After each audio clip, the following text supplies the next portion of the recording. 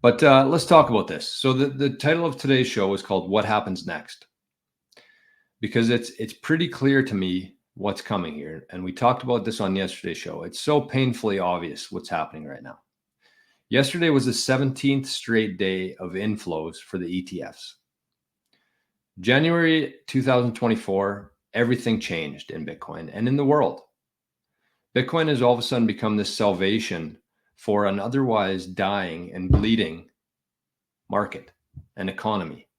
Everybody's rushing into Bitcoin because it's the only asset that's doing anything right now. But it's so much different than any other asset because there's a scarce supply of it, a very, very scarce supply of Bitcoin. And yesterday I saw that Grayscale is adding Bitcoin now. So for the first couple months here, Grayscale was basically funneling all their Bitcoin to these other ETFs.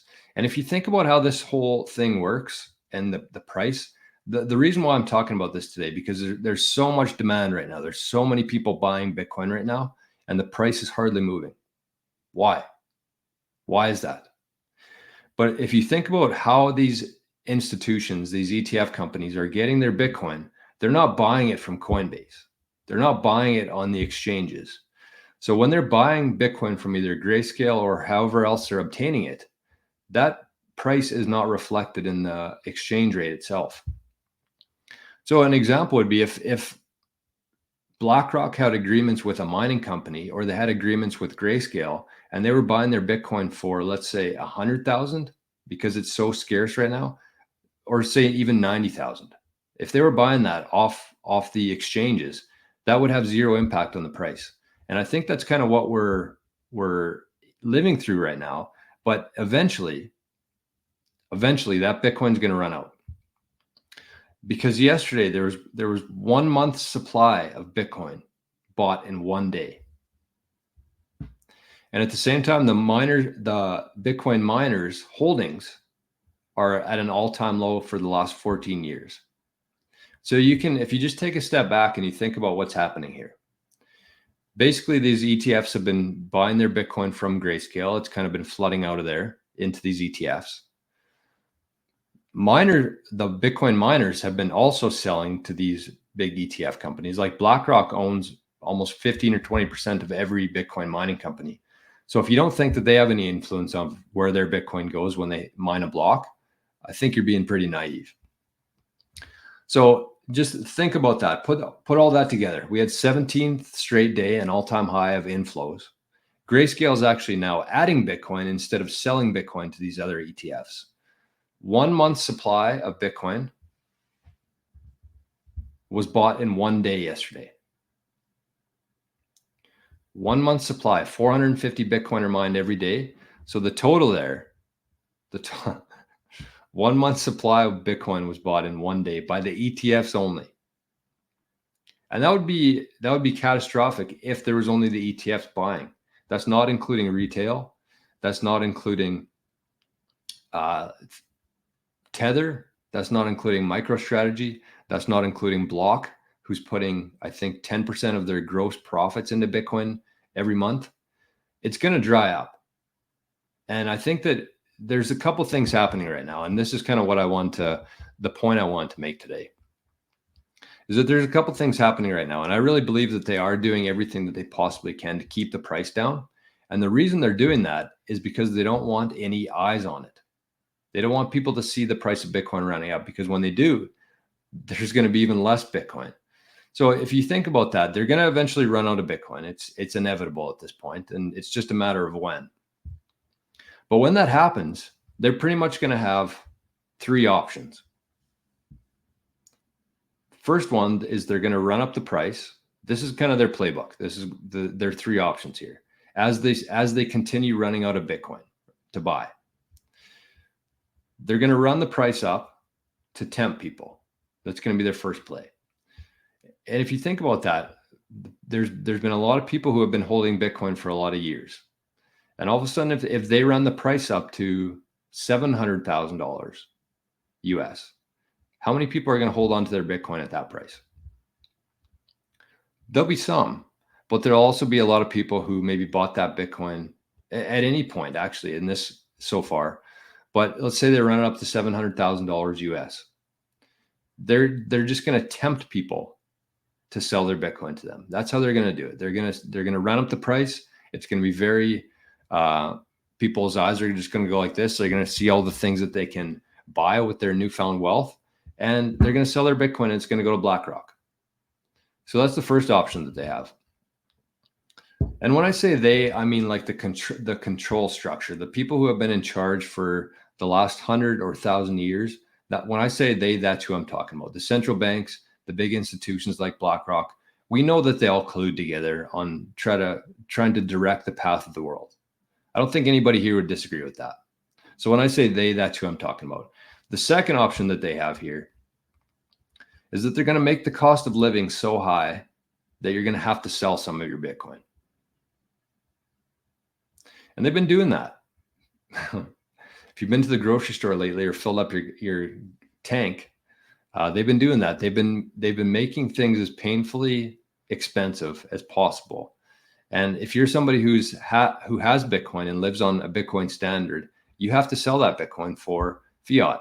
And so the more that they can drive up prices and make things more expensive, you're going to be forced to sell some of your Bitcoin to pay to live, whether that's your mortgage, your rent, food on your table, gas in your tank. They're going to keep running those prices up to the point where they're going to force people like me, like you, to sell some of their Bitcoin to pay for your living expenses.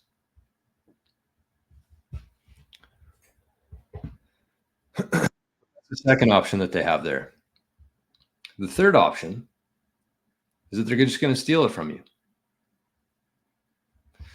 They're going to steal it from you. And I know that that's seems crazy, sounds crazy. They confiscated the gold back in the 30s from everybody to pay for their debts, to pay for their wars. But they're going to do it. They're going to try it. They're going to, if you do it properly, though, you can be immune from that. And that's kind of the point here.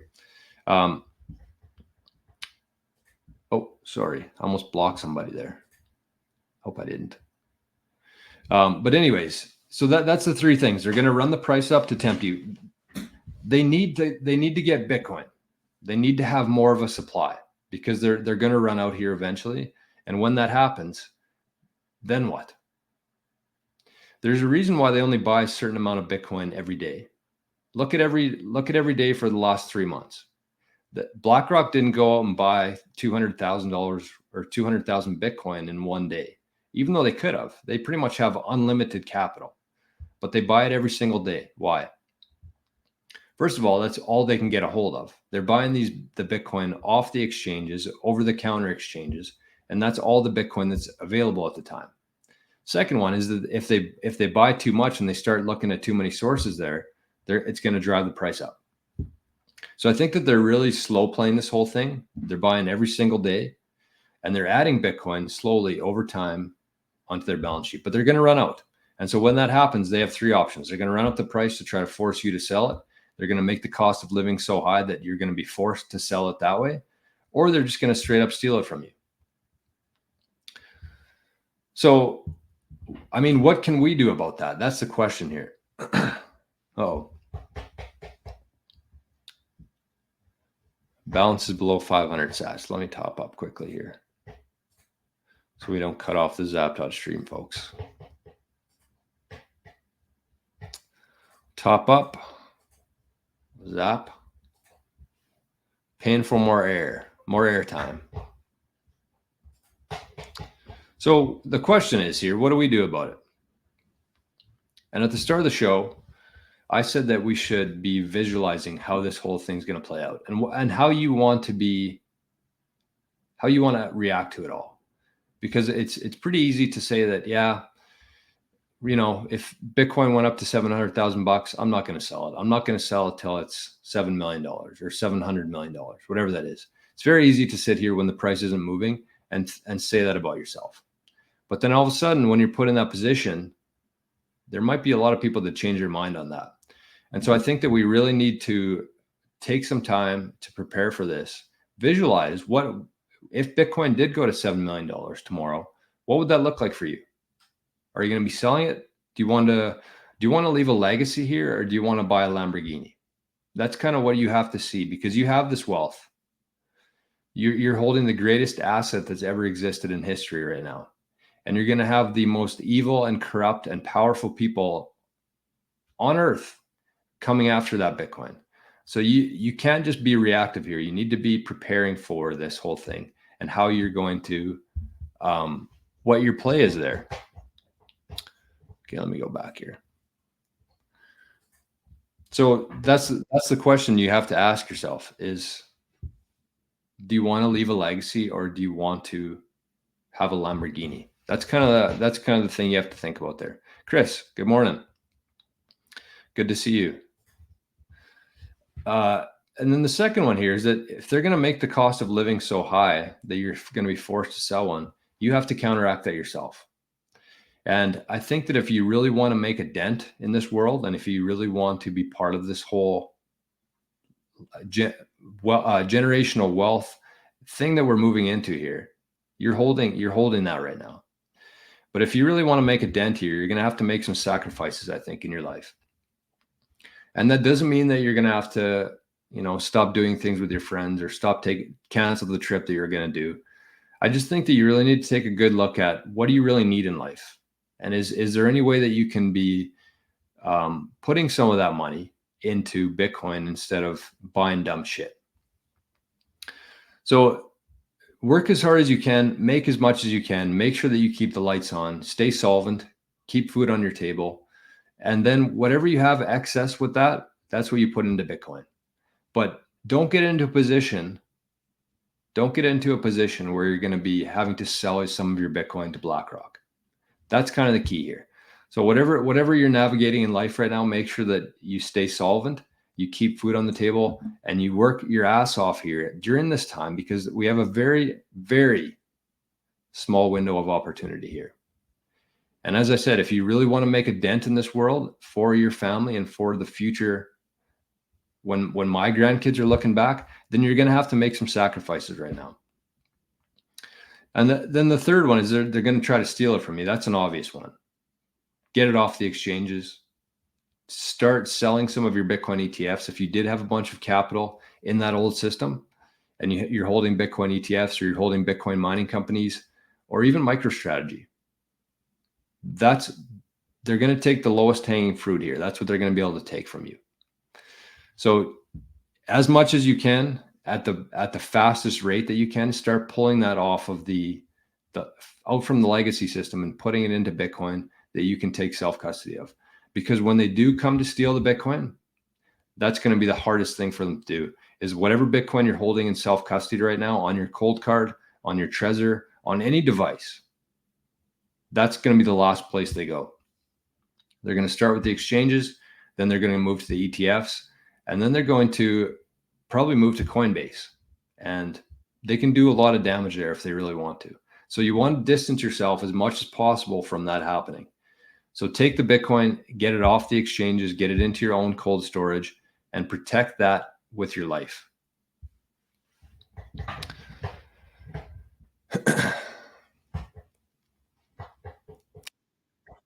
Sorry, I'm trying to. We got another YouTuber on Zaptouch stream here. KNNMRAN Zap 420 sats.